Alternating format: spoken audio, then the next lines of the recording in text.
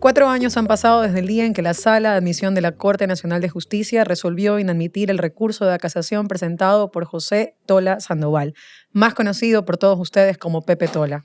El día de hoy, en este espacio del derecho y al revés, intentamos dar una visión objetiva y sobre todo un análisis jurídico de la situación de Pepe a través de un conversatorio con quien hoy en día es su abogado patrocinador, el abogado Carlos Luis Sánchez Gaete, a quien damos la bienvenida a este espacio del derecho y al revés. Carlos Luis, buenas noches. Buenas noches, qué gusto estar contigo compartiendo este espacio para conversar de este tema que espero no se pierda en el tiempo. Ha pasado mucho tiempo desde que esta injusticia se ha cometido y creo que es hora de que se repare.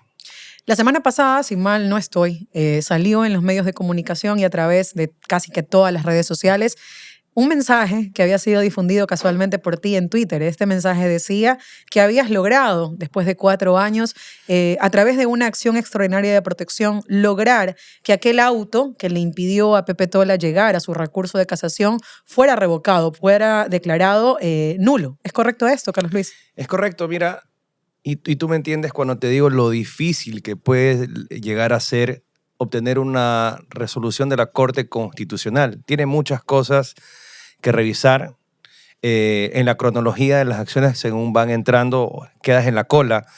Y mira que 4 años tuvieron que pasar para que una acción extraordinaria de protección, que es una garantía jurisdiccional, una garantía constitucional que te permite enfrentarte al abuso del poder estatal, en este caso al abuso de la Administración de Justicia Nacional, pues tiene estándares muy altos. Y lograr una resolución favorable, la verdad es que es altamente improbable. Entonces fue una noticia muy feliz para mí como profesional, pero principalmente como ser humano, porque para patrocinar a José Tola he llegado a convencerme de que es inocente, si no, no lo hubiera patrocinado en principio. Y hay toda una familia atrás de este drama que está pendiente de que él pueda recuperar su vida que se arruinó ni bien empezaba. Un hombre muy joven que estaba en la cúspide de su carrera como actor, era un personaje reconocido y quizás ese mismo factor involucró el populismo penal, que creo yo es un cáncer,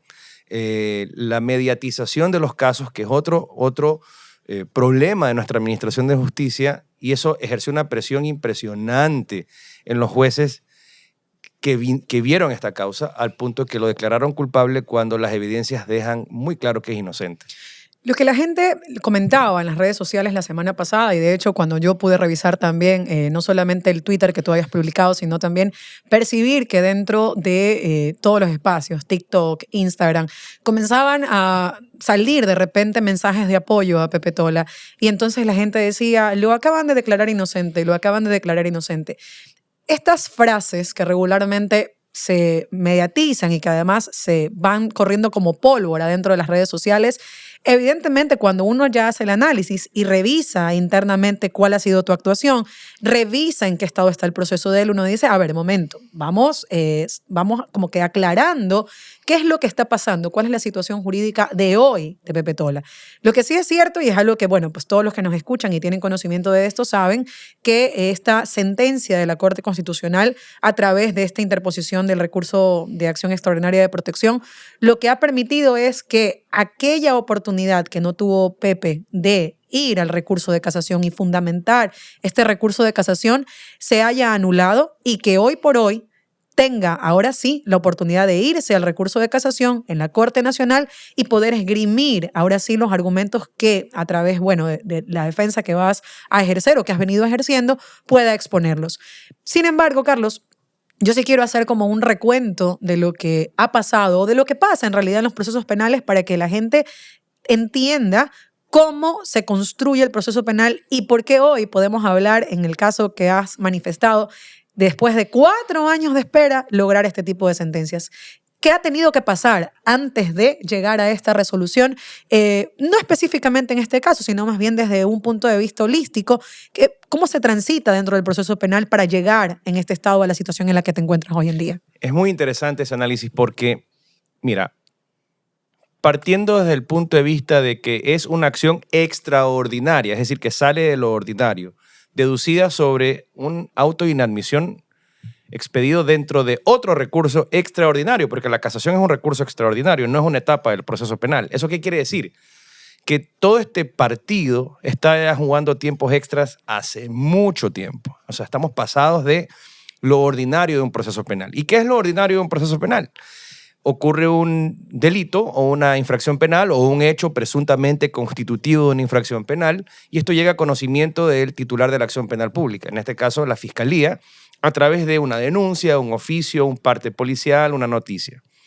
Cuando el aparato de Administración Pública Penal, la Fiscalía, conoce este hecho, abre una investigación. Esta investigación, que dependiendo de la gravedad de la infracción puede durar de 1 hasta 2 años, aunque este plazo es una mera formalidad, pero bueno, eso es lo que dice la ley.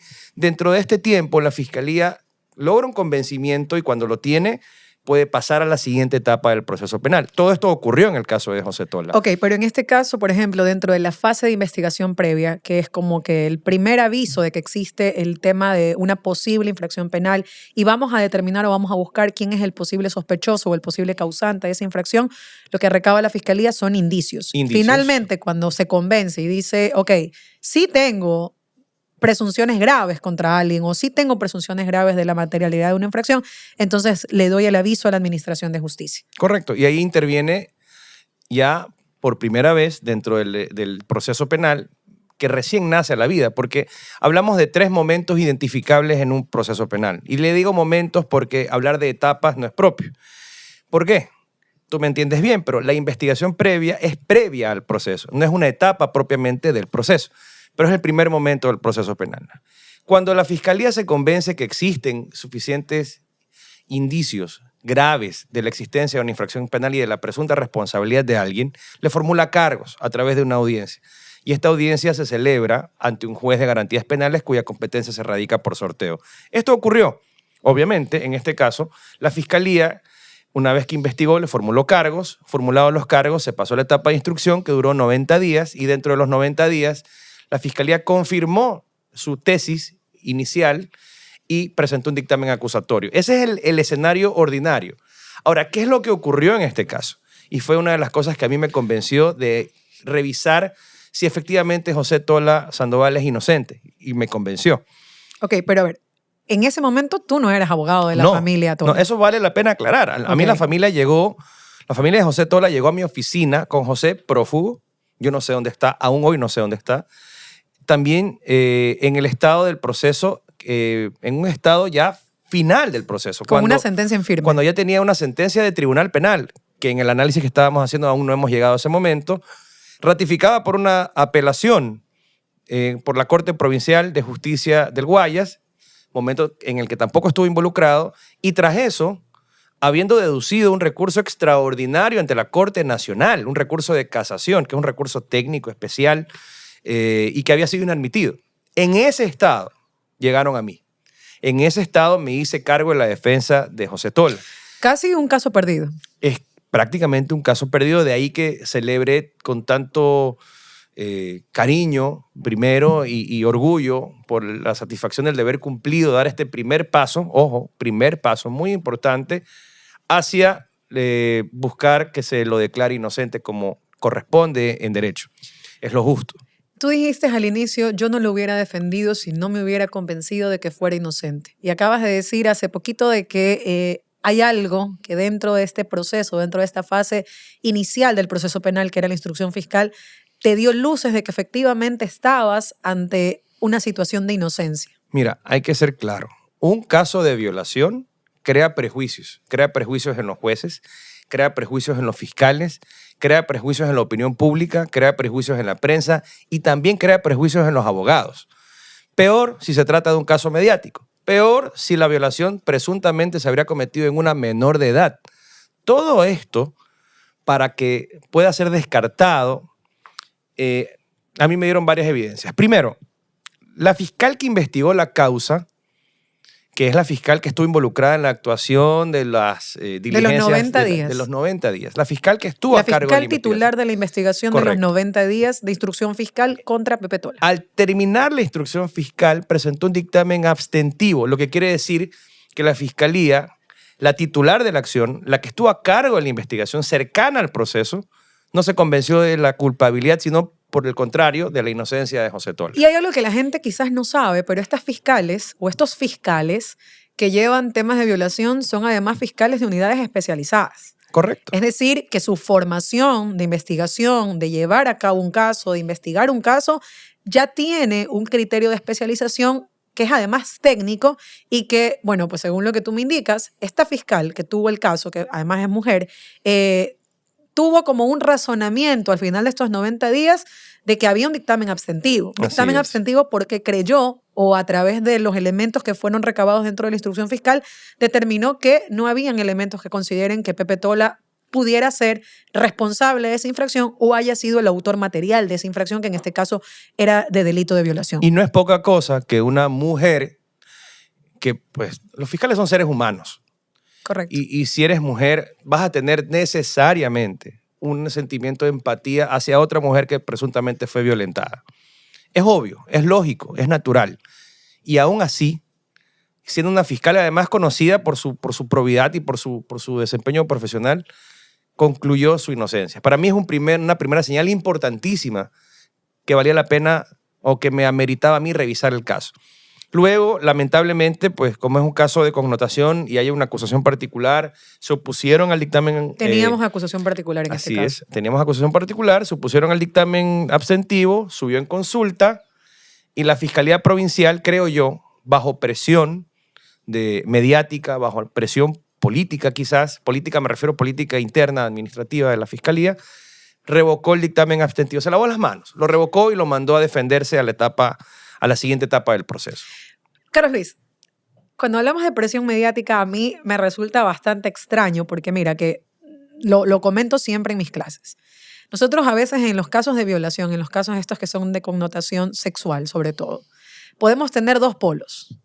El polo de cuando el acusado no le creemos absolutamente nada porque es Juan Dios sin ley ni gloria y entonces lo lapidamos en los medios y decimos y confiamos y creemos que es absolutamente culpable y no le damos pero ni la mínima posibilidad de razonamiento de que pueda ser inocente.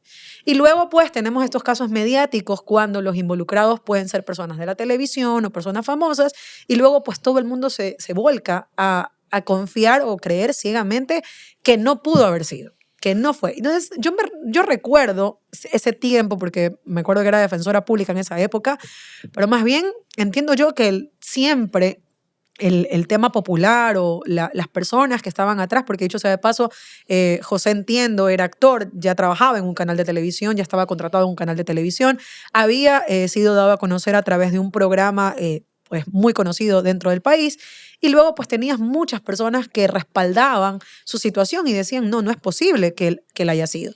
Cuando tú dices, había demasiada presión mediática, ¿qué era lo que pasaba en realidad en ese tiempo? Si es que tú pudiste revisar o pudiste ver hasta qué punto pudo haber influido esta situación mediática en la posición particular de la revisión de un dictamen abstentivo. Algo que yo viví personalmente cuando inicié la defensa de José Tola.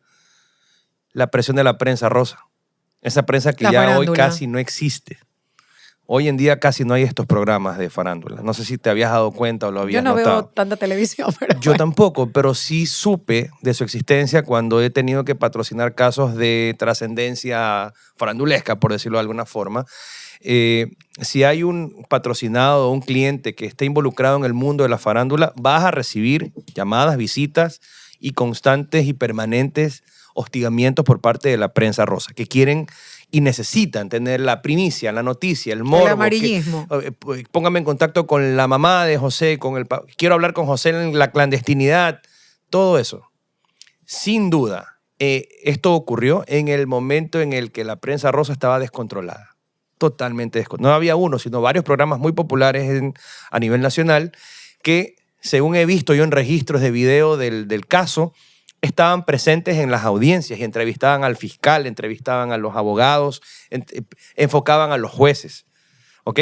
Entonces, a eso me refiero con la prensa, y entonces quizás la presión mediática. Sí, fue para la inversa. En realidad, lo que en su tiempo pudo haber sido es que, ok, vamos a proyectar entonces que actuamos con objetividad e imparcialidad, aun cuando sea una figura pública. Porque es un caso de connotación, porque es un caso de violación, hasta donde pudimos ver. Y eso es algo importante, porque también muchas veces los mismos abogados, estudiantes de derecho o personas que evidentemente no tienen relación con el mundo legal, Dicen, pero a ver, pero ¿por qué violación? Si violación para mí es solamente cuando te forzan, violación para mí es solamente cuando es con violencia o es cuando tú no estás de acuerdo. Y bueno, pues aquí vamos a hacer el paréntesis de legalidad o del programa y sería importante establecer que en este caso en específico, el caso se investigó por violación. Correcto, sí. Y se investigó de acuerdo al tipo penal que está en el Código Orgánico Integral Penal porque ocurrió luego del 2014. Así es. Que está tipificado en el 171 del Código y es por la causal tercera, que es porque posiblemente esta situación se cometió contra una persona menor de 14 años. Así Correcto. Es, así es. Y es por eso que se trata o que se ha llevado como violación. El verbo rector de la violación es el acceso carnal no consentido. Ok. El general. Pero hay el caso específico de los menores de 14 años que no pueden tener un acceso carnal consentido. No admite consentimiento. No hay. Entonces, si hubo acceso carnal con una menor de edad de 14 años, siempre va a ser violación. ¿Ok? Eso lo tenemos claro. Y probablemente en el proceso existan evidencias de que hubo acceso carnal. Claro, porque... La clave es que el acceso carnal o la relación sexual, consentida o no fue con José Tola. Y eso, afortunadamente, el escrutinio científico de un proceso penal hoy en día lo arroja y con claridad a través de la prueba de ADN, a través de otro tipo de evidencias, porque hay que agotar la triple dimensión probatoria, la prueba testimonial, la prueba documental, la prueba pericial. Obviamente la prueba se actúa en el tribunal, en la etapa del juicio, pero mientras tanto, en la etapa de investigación, todas estas diligencias investigativas llevan a concluir con certeza si se ha cometido o no un delito y si se ha cometido, quién podría ser el responsable. Dentro de la fase ya, Pepe sale con un dictamen revocado, un dictamen abstentivo revocado, llega a la audiencia de juicio que se celebra ante un tribunal de garantías penales.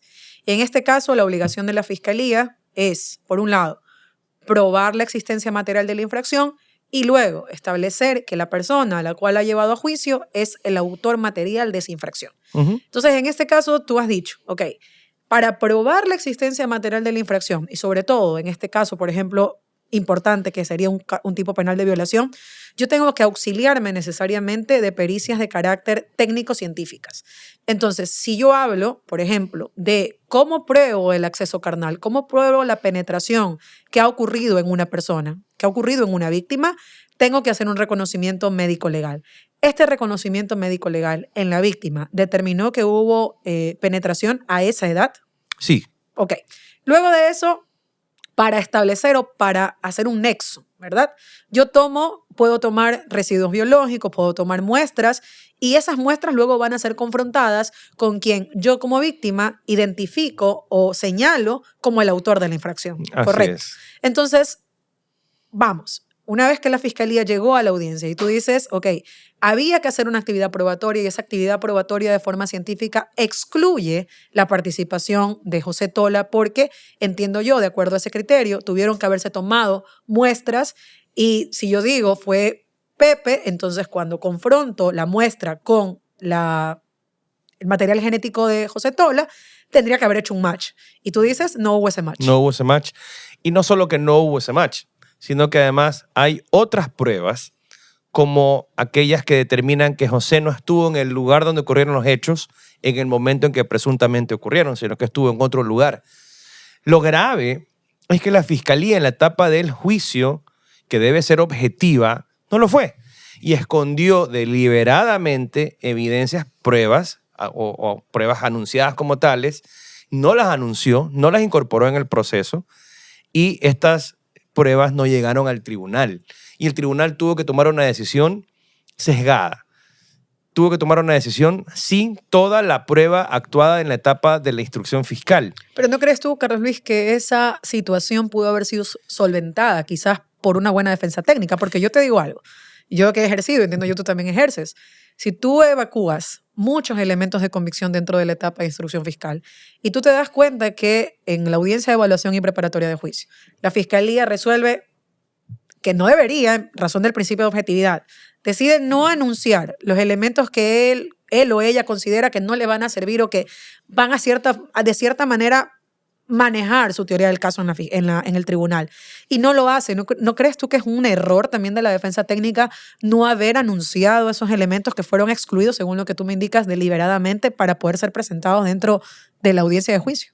No estuve en ese momento procesal. Claro, no fuiste el abogado No. del tribunal. No estuve Pero en ese tu criterio momento. como profesional. No solo que no fui el abogado, sino que no estuve como para saber qué pasó. ¿Pero te ha pasado? Puede ser. ¿Qué es lo que cuál es la evidencia que a mí sí me queda de lo que ocurrió en el tribunal? Un tribunal está compuesto por 3 jueces. El tribunal ventila una audiencia de juzgamiento que a veces dura varios días y dentro de la que se evacúan todas las pruebas, testimonios, pericias, prueba documental, audio y video, todo. Este tribunal, integrado por 3 jueces, condena a José Tola a 16 años de prisión el 9 de febrero del año 2018, pero uno de los 3 jueces, una mujer, de nuevo, salva su voto y considera que Pepe es inocente. Esa es la segunda señal que al revisar yo el proceso encuentro de que cada vez que alguien ha revisado la conducta de José Tola ha encontrado que es inocente.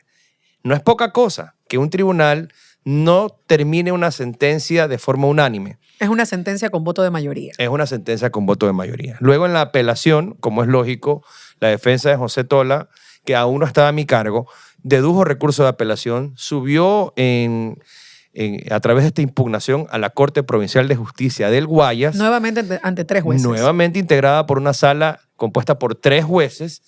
Y estos 3 jueces nuevamente resuelven de forma dividida, es decir, con un voto salvado que consideraba a José inocente y con 2 votos que se lavaron las manos y ratificaron el resuelto por el tribunal. 2 de 3. ¿Y lavada de manos por qué?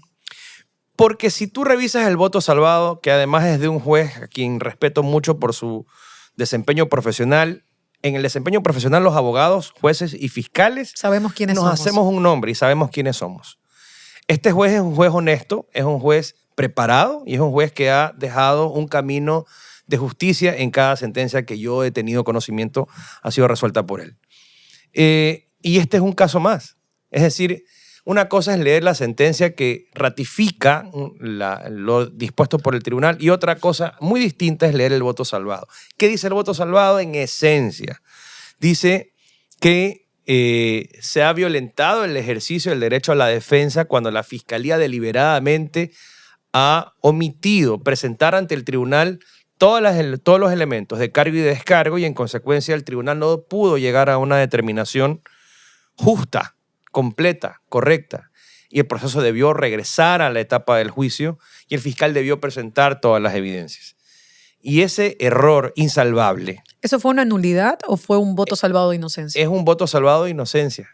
Okay. Con fundamento en causales de nulidad también, por si acaso. Y eso es importante porque siempre que hablamos de estos análisis que se dan en los procesos de impugnación, que hecho sea de paso, en materia penal ya solamente está limitada a cuando exista una audiencia de juicio, porque ahí es cuando se va a revisar la sentencia. Y encontramos entonces que la Fiscalía viola este principio de objetividad. Y recuerdo tanto que en una sentencia que yo tuve en la Corte Provincial, un juez puso que hay fiscales que se han olvidado que su tarea ya no es acusar, que su tarea es investigar la verdad independientemente de a quién le favorezca. Y esa obligación, que además ahora, hoy en día, alcanza un nivel constitucional, obliga a la Fiscalía a presentar él, como investigador, como titular de la acción penal pública, no solamente los elementos de cargo, sino también los de descargo, es decir, aquellos que te eximan, te atenúen o te excluyan de la responsabilidad que muy probablemente vayas a tener, para que sea el tribunal o el tribunal o el juez o la sala quien resuelva cómo valora esos elementos que han sido presentados de cargo y de descargo. Y según lo que tú acabas de indicar, el razonamiento es ese, de que por violar ese principio de objetividad, entonces finalmente se obtiene una sentencia que es venida a menos porque es una sentencia sesgada, es una sentencia que no recoge la investigación como tal y finalmente pues injusta. Llegas a una situación de que nuevamente 2 de 3, un voto de mayoría, pues se ratifica esta sentencia de 16 años. Y es así como tengo 3 momentos procesales de importancia. La fiscal que investigó y se abstuvo. Una juez del tribunal que no estuvo de acuerdo con condenarlo y un juez de la sala que no estuvo de acuerdo con ratificar la condena. 3 momentos procesales de tremenda importancia que me dieron a mí la señal de que cuando la familia me buscó para ejercer el patrocinio de Pepe, estaba frente a un caso de alguien que podría ser inocente. Y luego, revisando el proceso, lo confirmé. Lo confirmé con la evidencia científica que consta dentro del proceso. Lo confirmé con la evidencia científica que fue ocultada por la Fiscalía al tribunal. Y lamentablemente, cuando el caso llegó a mi oficina, ya la defensa técnica que tenía José Tola entonces había deducido un recurso de casación. Y yo lo digo lamentablemente porque creo que hicieron un esfuerzo sobrehumano con una presión enorme sobre sus hombros, como lo es un proceso penal y la libertad de una persona inocente. Porque finalmente el último paso dentro de la justicia ordinaria que te queda. Era un paso adicional. De Claro. nuevo, la casación es un recurso extraordinario, no siempre cabe. Y por hacer mejor, me parece que mezclaron un poco de todo en el recurso y presentaron un recurso que estaba, digamos, mal construido desde el punto de vista técnico, que contenía lo que debía y quizás algunas cosas de más. Y entonces inadmitió la Corte Nacional este recurso y le dijo no lo podemos conocer porque no ha sido técnicamente presentado como corresponde en derecho. En ese momento llegan a mi oficina. Ok, pero por ejemplo, si le queremos explicar a las personas cuáles son estos presupuestos para que pase finalmente el recurso de casación, ¿cómo se lo podrías explicar? ¿En qué consiste? ¿Qué va a ver la Corte Nacional que no han visto los jueces anteriores? Tratando de hablar en sencillo, ¿no? La Corte Nacional no es una tercera instancia. En el Ecuador existen solamente 2 instancias. Rige el principio de la doble instancia y punto. Es decir, el tribunal condena y la sala ratifica o revoca. Punto. Se acabó. Pero existe el recurso... Pero no hay doble conforme con 2 de 3, No, creo pues yo. no es doble conforme. Claro. Me refiero, sí, a la doble instancia. Está en la doble Sí, instancia, correcto. ok.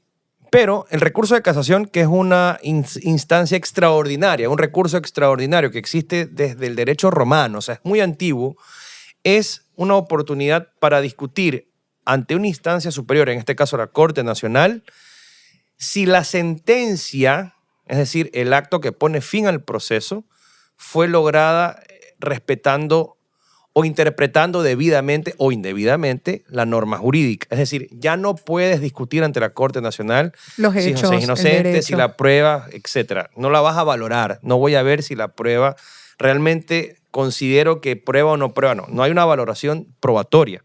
Hay una valoración del trabajo del tribunal, en este caso de la sala, al lograr la sentencia, al interpretar la norma. Porque no nos olvidemos que una sentencia es una construcción del razonamiento. La motivación es eso. Existe una norma que previene esta circunstancia.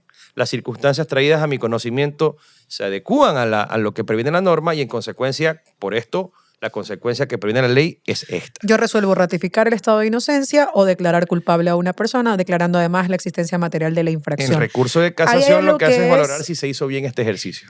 Y esto ocurre en el año 2019. Correcto. ¿Okay? Entonces, hasta ese momento, teníamos una sentencia de segunda instancia que había dicho ratificamos la apelación. Pero hasta ese momento la sentencia no estaba ejecutoriada. No. Es decir, bajo ese criterio, José no podía pasar a cumplir una pena. No podía, en este caso, llevárselo a que efectivamente guarde prisión en razón del cumplimiento de esta pena, que además eran ya en concreto 16 años. Mira que ahí tengo una observación y que te lo había comentado antes del programa, que la pena va de 19 a 22 años. ¿Cuáles fueron los argumentos para que no pongas 19 a 22, considerando 19 la mínima, y le pongas 16? Pero bueno, hasta 2019, antes de la negativa de la Sala de Admisión de la Corte Nacional, se mantenía o se establecía que existía una situación de inocencia, puesto que no había una sentencia en firme, en razón de que quedaba pendiente la interposición o la fundamentación de este recurso de casación. Correcto. Y según lo que tú me indicas, la sala de admisión revisa el escrito, porque eso es lo que hace, no escucha a nadie, revisa el escrito y dice, no me parece, hace un checklist y dice, esto no cumple con los parámetros redactado para que yo me siente a escucharlos. Eso es importante.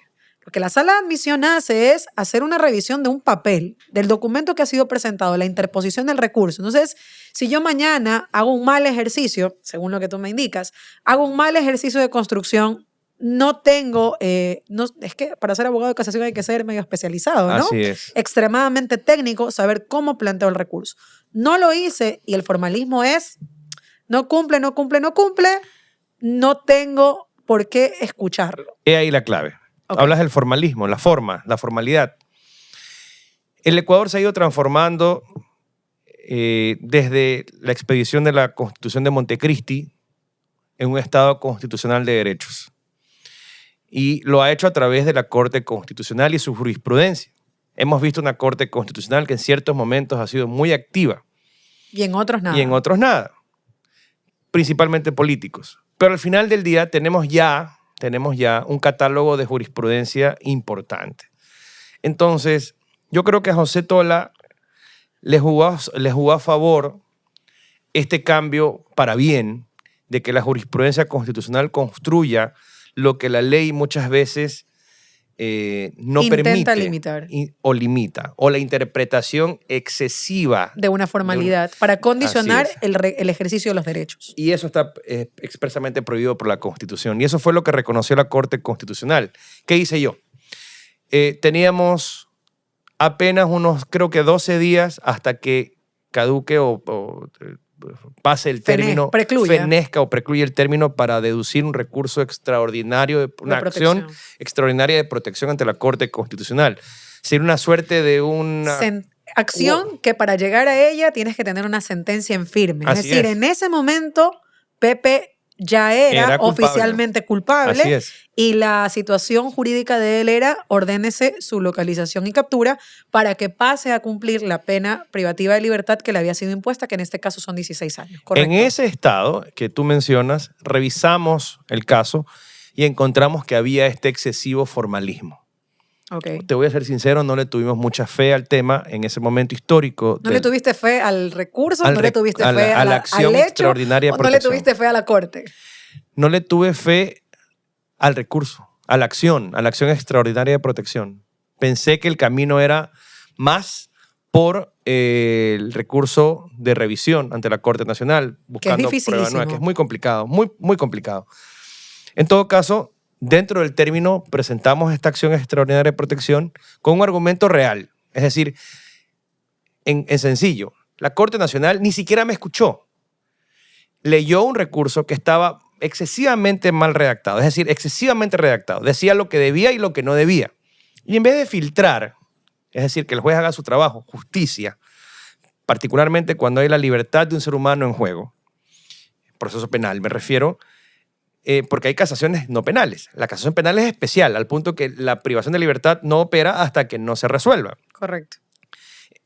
La Corte Nacional dijo, no lo voy a revisar y no los voy a escuchar. Se acabó. Va a la cárcel. Y ese excesivo formalismo la Corte Constitucional lo vio mal. Y me alegro. Me alegro porque se puso por sobre el ejercicio del derecho a la defensa, por sobre el valor fundamental de la justicia, la formalidad. ¿Qué debió hacer la Corte Nacional en lo que resuelve la Corte Constitucional finalmente? Debieron haber escuchado la fundamentación oral de las partes y resuelto, habiendo escuchado. Y por último, corregido lo que no correspondía escuchar en esa fundamentación. Pero ahora es cuando, es decir, 4 años después nos han dado esa oportunidad y no la vamos a desperdiciar. Este pronunciamiento de la Corte Constitucional, que según me indicas ha ocurrido 4 años después de que interpusieron ustedes como abogados, bueno, en ese caso tú como abogado y entiendo yo tu estudio, tu equipo. Correcto. ¿Tuvo una audiencia? ¿O fue resuelto sin audiencia? No, pedí audiencia y no me escucharon. Me dieron término para alegar, alegué por escrito y le dieron término a la contraparte para que se pronuncie y resolvieron en mérito de los ¿A quién nomás le consultaron? Le consultaron a los jueces en la Corte Nacional que inadmitieron el recurso. ¿Y su pronunciamiento fue? No contestaron. Ok. No contestaron, cosa muy curiosa. Claro, porque es tu oportunidad de decir por qué razón inadmitiste. Así es, y no lo hicieron. Y nos consultaron a las partes interesadas, ¿no? Es decir, a quien dedujo el recurso de casación, el recurso a la acción extraordinaria de protección y a la presunta víctima en el proceso que también se pronunció. Y con todos esos elementos la Corte Constitucional dijo no. Debieron escucharlos en la Corte Nacional. ¿A la Fiscalía también le consultaron? A la Fiscalía no le consultaron. Ok, Y la Fiscalía no ha intervenido en esta etapa. listo. Y solo por preguntarte, ¿a la víctima quién la defiende? ¿La defiende un abogado particular o un defensor público? Me parece que es un abogado particular. Ok, entonces ha podido ejercer dentro del proceso una Totalmente. defensa activa. Totalmente. Siempre. Totalmente. Y ha presentado sus alegatos. Se ha opuesto. Hoy en día, ante esta situación, ¿cuándo fue la audiencia? ¿El 14? ¿Cuándo llegó la resolución? ¿14 de agosto? El 12, perdóname, el 2 de agosto del 2023. 2 de agosto del 2023 llegó la resolución de la Corte Constitucional.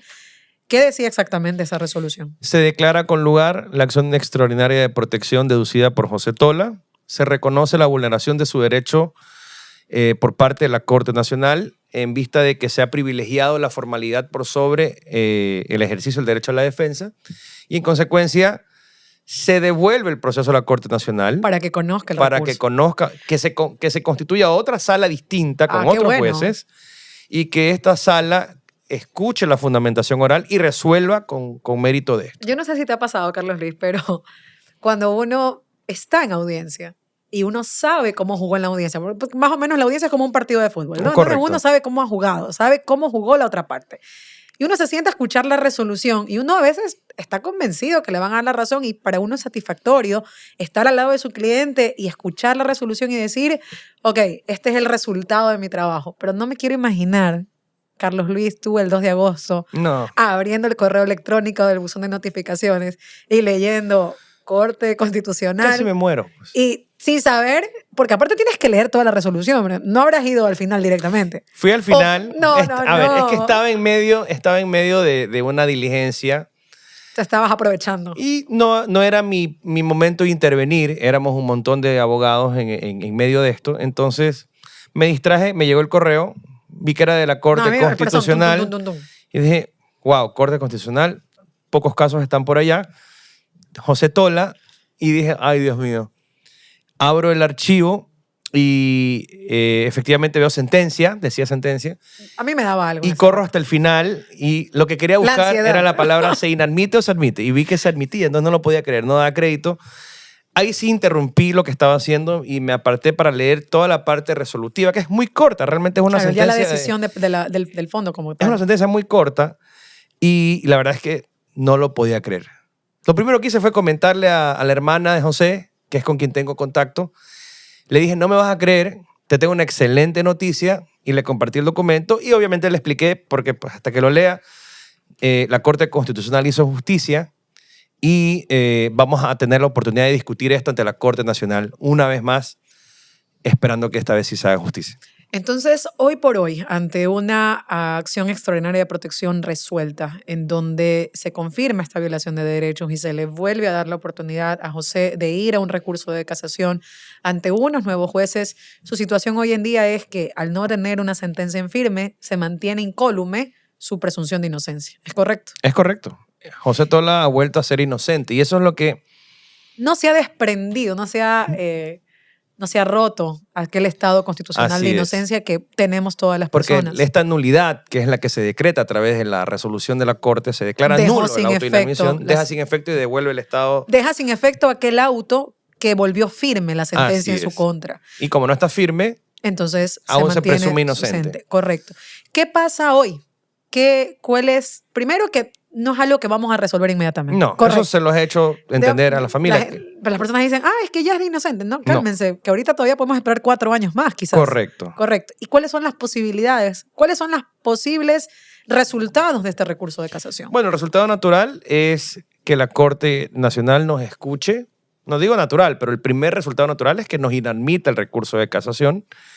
La otra posibilidad es que lo admita y cuando lo haga tendrá que ¿Vas a volver a dictar. pasar a una sala de admisión o vas a pasar directamente a No, una... la Corte Constitucional manda a que se nos escuche en audiencia. Ok, listo. No vas a pasar entonces por el filtro de admisión Se da por nuevamente. admitido Ok. el recurso. sí. Ahora, puede pasar que en la Corte Nacional vayas a la audiencia y luego de escucharte, este fundamento técnico que ya no es que persona dijo tal, que tal persona hizo tal, sino más bien de la legalidad de la sentencia como tal, y te diga, lo siento mucho, pero yo creo que la sentencia cumple con los parámetros legales que establece la Constitución y el Código Orgánico Integral Penal. Correcto, y volvemos 4 años atrás y a buscar una alternativa diferente para que se haga Que en justicia. este caso pudiera ser el recurso de revisión. El curso de revisión. Ok, Correcto. la otra posibilidad es que la Corte Nacional case la sentencia y dicte una sentencia ella como máximo tribunal de la justicia ordinaria. Y ahí se abre una doble posibilidad. Puede, obviamente no lo va a declarar culpable porque ha considerado que la sentencia es equivocada y puede o bien declararlo inocente o declarar una nulidad por las numerosas violaciones del debido proceso y regresar el proceso hacia atrás, hacia el momento en el que se dictó la sentencia por parte de la sala y la sala tenga que volver a instalarse y volver a fundamentar. Es decir, es un proceso largo y yo sí le dije a la familia que los estándares de estas instancias extraordinarias son altos y son largos. Entonces no iba a ser fácil y no iba a tomar poco tiempo. La intención ahora es aspirar a que pronto la Corte Nacional tome conocimiento de lo resuelto por la Corte Constitucional, pronto se constituya esta sala y lo más pronto posible nos convoquen a esta audiencia para fundamentar el recurso y buscar hacerle entender a la Corte Nacional que esta sentencia ha sido lograda desde el inicio a empujones.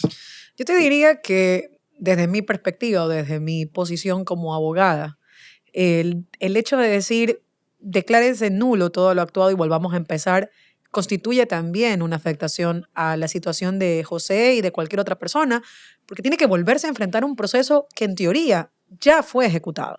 Es terrible. Entonces, el razonamiento en este caso sería que si la Corte pensara que efectivamente no hay méritos para haber llegado un razonamiento, un convencimiento más allá de toda duda razonable, para haber llegado a la certeza de que él posiblemente sea el autor material de esta infracción, es el mecanismo más idóneo, según mi criterio, para de existir ese tipo de sentencia, pues lograrla. ¿Crees tú que influyó también o favoreció en la situación jurídica de Pepe el hecho de que se haya diluido esta presión mediática porque José dejó de ser el titular de la farándula? Yo creo que Ecuador ha ido madurando en un sentido positivo en algunas cosas, porque hemos recibido tantos golpes. La sociedad ecuatoriana me refiero. Correcto. Tantos golpes. La Administración de Justicia Nacional está tan desacreditada que ya no creo que una presión mediática por una cuestión de farándula a los jueces los mueva a resolver, y mucho menos en instancias tan importantes que cada vez son más importantes. Me refiero en nivel de jerarquía de la Administración de Justicia. Pero sí, tiene que ver, todo tiene un poco que ver. Estamos viviendo, en medio de todo esto, José tuvo que vivir una pandemia solo, alejado de su familia. La pandemia que nos ha afectado a todos, que nos encerró a todos. José estaba solo. Yo no sé dónde, pero no estaba con su familia. Definitivamente eso tuvo que ver también. Tiene que ver que el medio de la farándula desapareció, de la prensa rosa desapareció, afortunadamente. Y lo digo porque los abusos como este y muchos otros no son pocos y los hemos visto todos, ¿no? En alguna medida nos hemos ido enterando. Así que yo creo que sí tiene que ver. Tiene que ver. También tiene que ver mucho la dinámica de las redes sociales. O sea, el apoyo a José Tola en redes sociales es brutal. La gente cree que es inocente, la gente sabe que es inocente, la gente que lo conoce no tiene reparos en decir que es inocente. Y eso obviamente le llega a los jueces, que son seres humanos. Así que yo creo que es un poco de todo. Finalmente, no solamente en el caso de él, sino en el caso de todas las personas, no sé si compartes mi opinión, pero yo puedo respaldar a alguien, puedo ser amigo de alguien, pero finalmente quien va a determinar o cómo se logra destruir la presunción de inocencia de alguien es a través del proceso penal. Totalmente. Este proceso que debe evacuarse con garantías, que debe evacuarse de acuerdo a la ley. Y creo firmemente, porque siempre lo he dicho, lo que a uno le enoja, lo que a uno le molesta o le perturba, es que muchas ocasiones, se prefiere es escuchar lo que está afuera o escuchar esta mediatización o pensar en qué me va a pasar como juez si yo resuelvo tal cosa o qué me va a pasar como fiscal si yo resuelvo tal cosa. Y finalmente las decisiones se terminan tomando por lo que la ciudadanía percibe, la ciudadanía quiere y no realmente por lo que pasa dentro del proceso. De ahí la importancia de que, más allá de que José Pepe, Manuel, Juan, quien sea, cualquier persona que esté sometida a un proceso penal. Más aún en los casos de violación o en estos casos que son de connotación de importancia. Que finalmente la sociedad acepte y reconozca que el trabajo tuyo como profesional de los jueces debe ser enmarcado en la ley y que la obligación de resolver es únicamente con las pruebas que fueron practicadas, con el estándar que se necesita para valorar una prueba y destruir, en este caso, la presunción de inocencia, que finalmente es una garantía que tenemos tú, yo y todos los ciudadanos ecuatorianos hasta que no tengamos una sentencia condenatoria. Yo siempre se lo digo a mis amigos cuando son muy ligeros para condenar Muy a alguien. lapidarios. Mira este pillo, mira lo que hizo. A ver, espérate un momento. ¿Tú has visto evidencias? ¿Te consta personalmente? Porque déjame decirte algo. Cuando yo veo en la prensa una noticia que me ha tocado a mí transitar dentro del proceso, muchas veces veo que no es lo que se dice. ¿No te ha pasado que ves una noticia y luego te llaman para ese caso? Claro, me ha pasado en algunos casos. Y uno crea su propio estímulo. Dame la noticia y uno le salta como que, ¡ay, qué horroroso! Y luego cuando te toca el caso dices, oye, pero las cosas no fueron así. Así es, así es. Así que yo confío en que Ecuador como sociedad sí ha madurado en muchas cosas. Este caso es un ejemplo. Creo que la lección que nos dieron también hace poco en las elecciones anticipadas es otro ejemplo.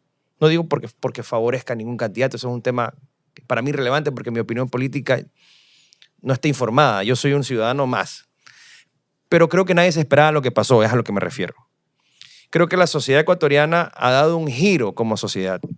Espero que tras tanto golpe que hemos recibido de la violencia, de la delincuencia organizada, de la mediatización de la justicia, de la politización de la justicia, de la corrupción también. Que es importante reconocerlo. En medio de todo eso, es refrescante ver que hay un espacio para que se siga discutiendo si una persona es o no es inocente, cuando todo un país cree que es inocente. Ok. Muchísimas gracias, Carlos Luis, por esta entrevista y esperamos con todo poder tener acceso a los resultados que, dicho sea de paso, no van a ser tan prontos, No. pero confiamos y sabemos y bueno, a lo mejor aspiramos todos los que somos profesionales de derecho que así como en este caso se construya realmente una política de objetividad en los procesos penales y que finalmente sea alguien culpable o inocente, esta respuesta se construye a través de un trabajo bien hecho. Con certezas. Con certezas. Muchísimas gracias, Carlos Luis. A ti, muy amable por el espacio.